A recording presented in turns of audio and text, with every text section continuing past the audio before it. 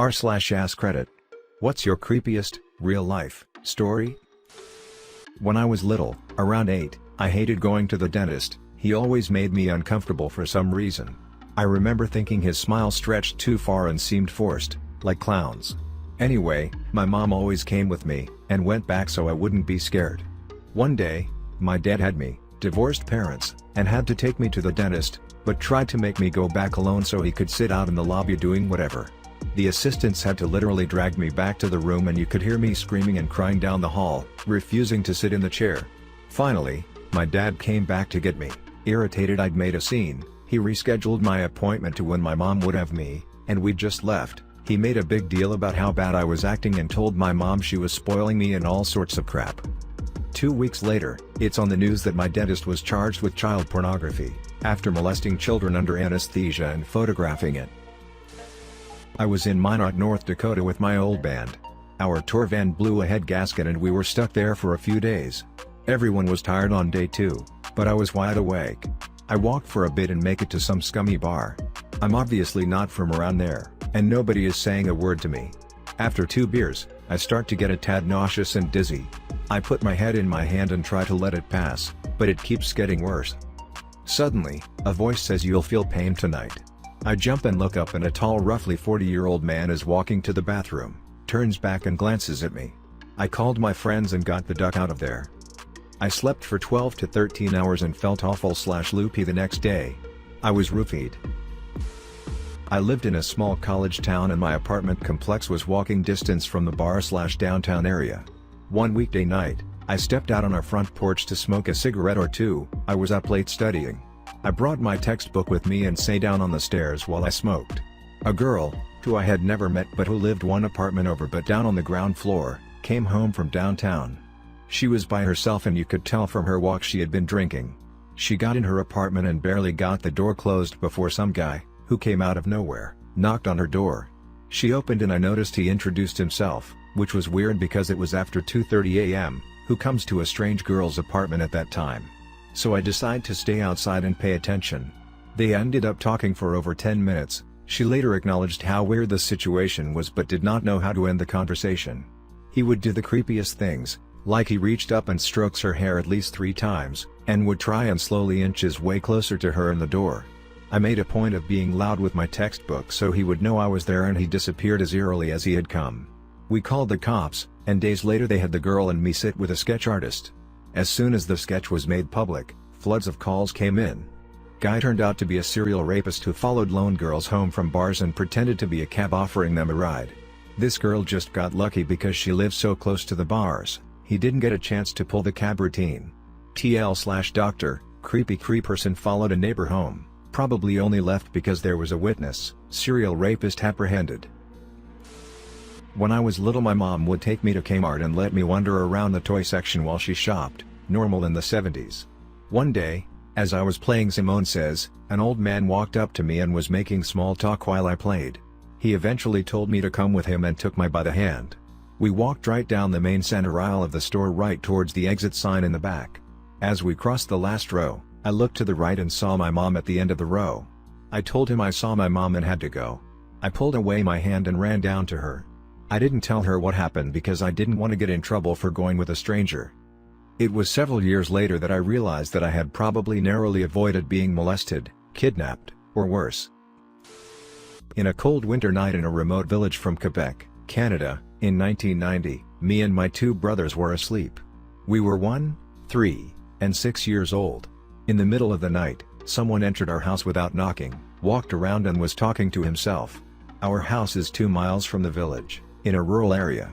My father woke up, went to the living room where the guy was. He had a car accident 1 mile from our house with his buddy who died instantly, and his scalp fell in front of his face, so the first time my father saw him, he saw a man with no face. He was drunk and his body was frozen. He was speaking to himself, J. Weiss Marir, which means I'm gonna die. The fact that his face was partially frozen might have saved his lives, preventing him to lose too much blood. My father took him to the hospital at 25 kilometers from our house by car. He did survive. To this day, my father is still blessing the fact that we never woke up during the night with all the noise.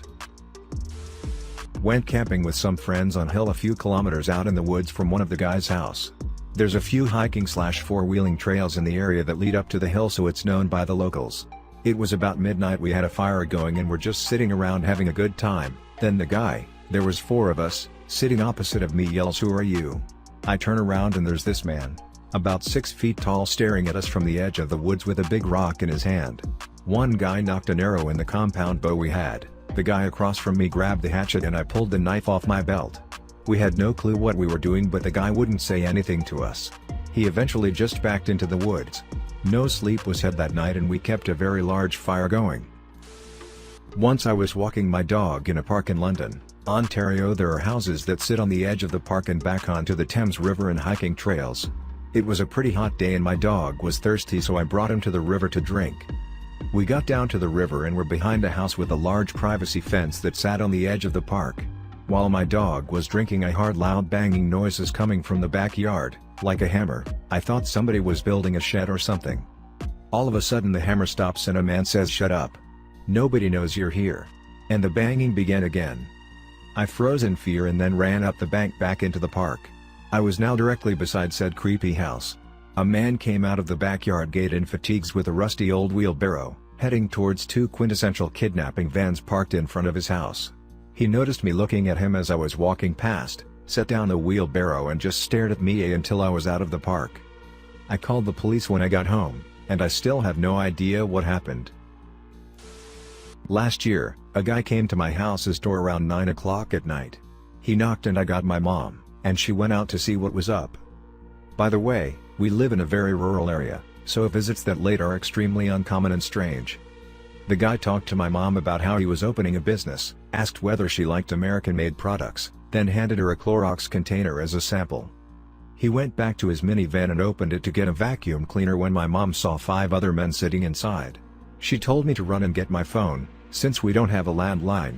I couldn't find it, so I got my knife and stood around the corner. She threw the container outside and told them to get the hell off her property, as well as that she was calling the cops. They peeled out of the driveway and we never saw the car again. Oh yeah, a quick, and lighter-hearted, addition.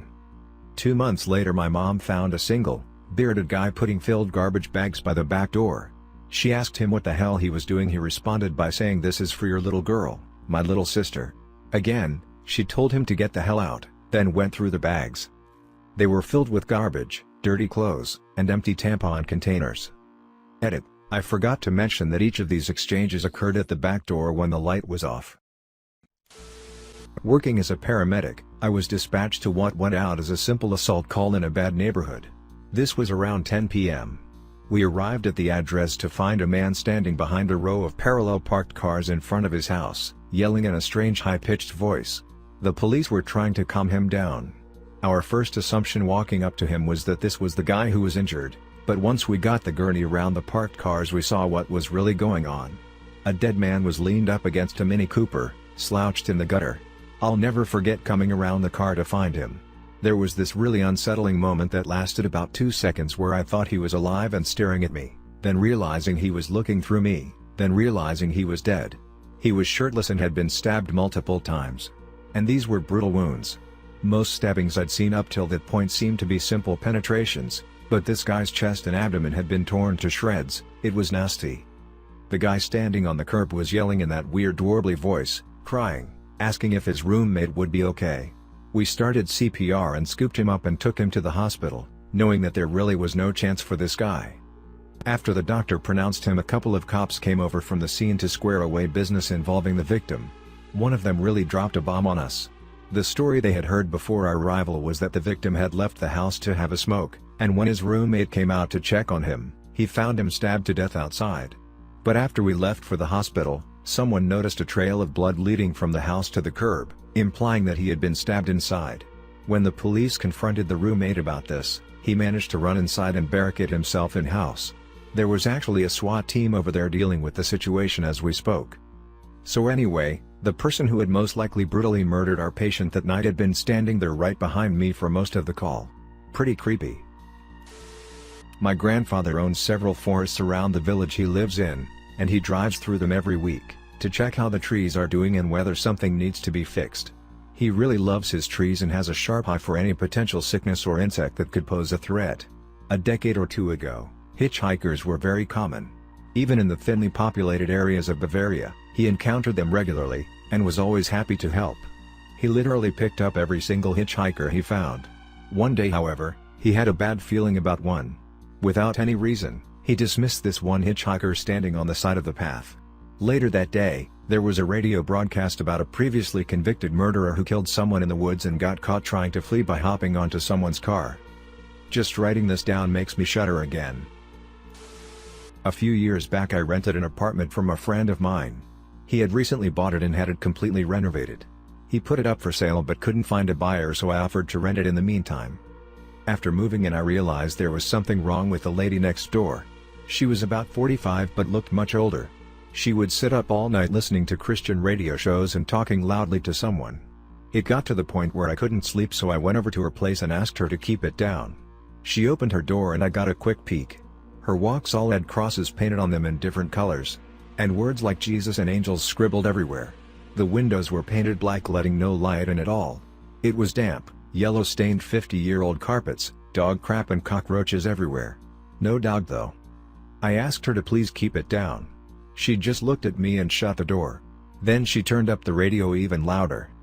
The next night I had my GF staying over. I wake up in the middle of the night and see a shadow of a person next to the bed looking at us sleeping. I think I'm hallucinating, as I usually do in the dark when I'm sleepy. But then the shadow starts talking. It's my neighbor and she's holding something in her hand. She broke in during the night and who knows how long she stood there. "You should lock your door at night," she says, and walks out. The next morning I hear someone making strange noises below my bedroom window. It's my neighbor talking to herself in tongue. She has a plastic bag in her hand with her rotting dead dog inside. It's hot as hell outside and I can smell death from the bag. At this point I'm scared crapless. She's obviously very insane. I go upstairs and knock on another person's door and ask what the hell is going on. The guy is as scared as me. Apparently she broke into his apartment one evening as well while he was watching TV with his kids. He got up from the couch to get a snack only to find her behind the couch staring at him holding a power drill. Now I know what was in her hand. At this stage I'm basically pooping myself. I call the cops and they know all about her. Apparently she is a violent schizo and she hasn't taken her meds. But they can't force her or enter her apartment without her permission because she owns it.